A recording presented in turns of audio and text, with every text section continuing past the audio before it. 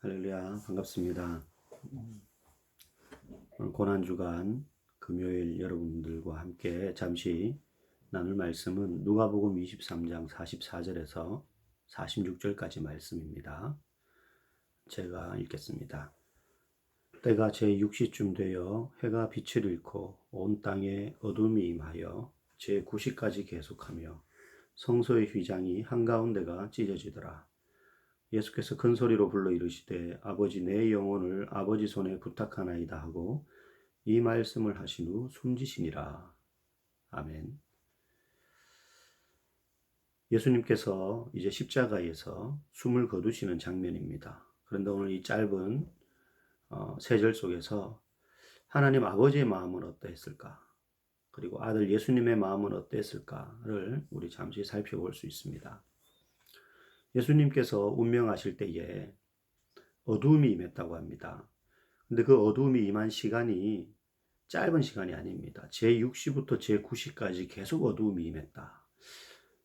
현대 시간으로 환산하면 오전 9시부터 정오까지입니다.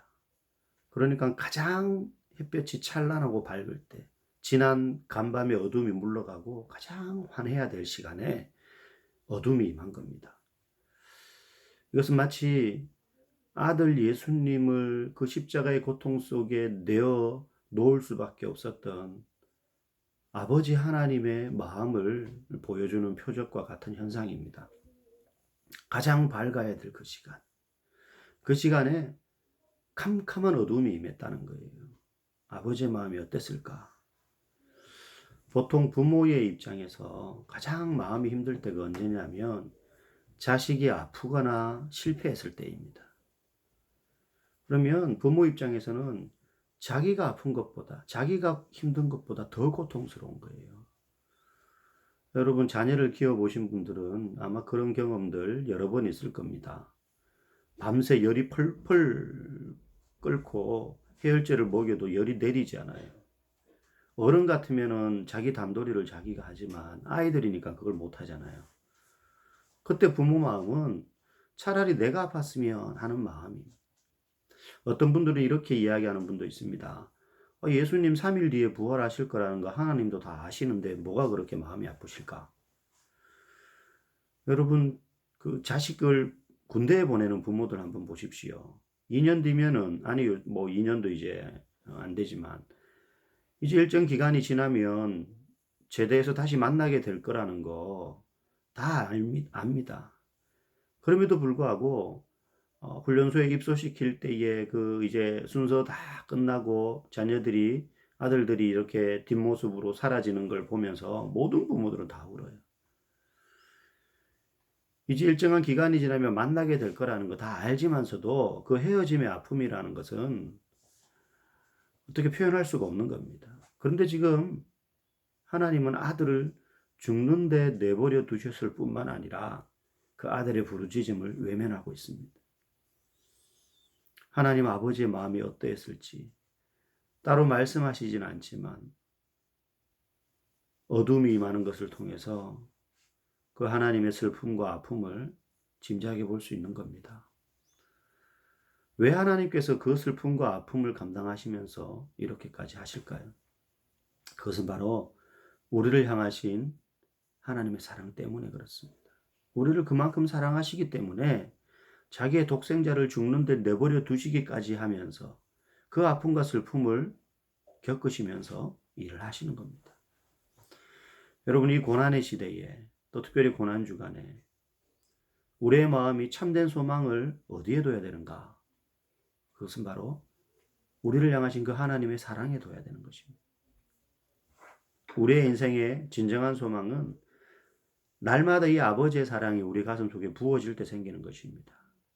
세상이 우리에게 주는 것들은 잠시 있다가 사라지고 또 내 계획과 내 능력대로 그것을 영원히 소유할 수 있는 것도 아닙니다. 하지만 매일매일 부어주시는 이 하나님의 사랑, 이것이 우리의 마음속에 묵상되고 깊이 자리 잡을 때 삶의 어떤 고난의 순간에도 우리는 넘어지지 않을 수 있는 것입니다. 두 번째로 오늘 본문을 통해서 우리가 알 수 있는 것은 아들 예수님의 마음입니다. 아버지 하나님의 마음이 그러했다면 이 순간 아들 예수님의 마음은 어떠했는지 46절에 보면 예수께서 큰 소리로 불러 이르시되 아버지 내 영혼을 아버지 손에 부탁하나이다 하고 이 말씀을 하신 후 숨지시니라. 예수님께서 마지막으로 하나님께 큰 소리로 부르짖습니다. 아버지 내 영혼을 아버지 손에 부탁하나이다.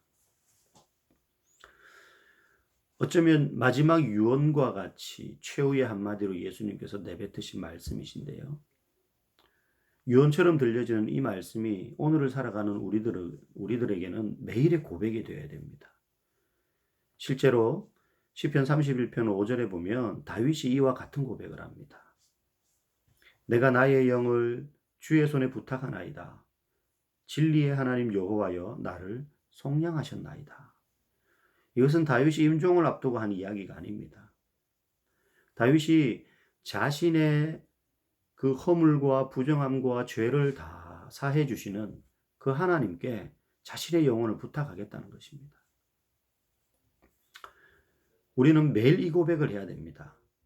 죽기 직전에 하는 유언이어서가 아니라 우리의 삶은 매일 유언과 같이 오늘이 마지막이듯이 살아가기 때문에 그리스도인이라면 우리가 다다라야 될 영원한 인생의 목적지인 그곳에 이를 때까지 매일 이 고백이 우리 가운데 있어야 되는 겁니다.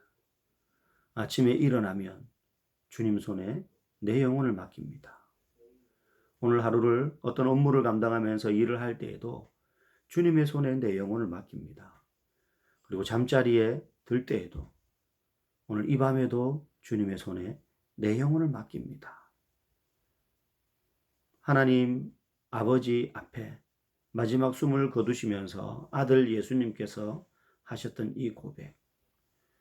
어쩌면 마지막으로 예수님이 기댈 안식처요 그리고 그 쉬어야 될 거처가 바로 하나님 아버지의 손이라는 사실을 우리에게 알려주시려는 것 같습니다. 저와 여러분에게도 진정한 안식처, 진정한 피난처, 의지할 그분은 바로 하나님 아버지의 손인 줄 믿습니다. 오늘도 내 영혼을 온전히 맡길 수 있는 이 세상의 그 무엇이 아닌 하나님 아버지의 손, 그 손에 저와 여러분의 영혼과 삶이 온전히 의탁되고 그래서 이 고난주간에도 우리를 향하여 베풀어 주신 그 말할 수 없는 사랑과 은혜 그리고 그 사랑과 은혜에 근거하여 우리의 영혼을 오직 맡길 수 있는 유일한 곳, 그 하나님 아버지의 손 안에 거한다는 사실을 우리가 굳게 확신하고 힘있게 살아가시는 저와 여러분 되기를 주님의 이름으로 간절히 축복합니다.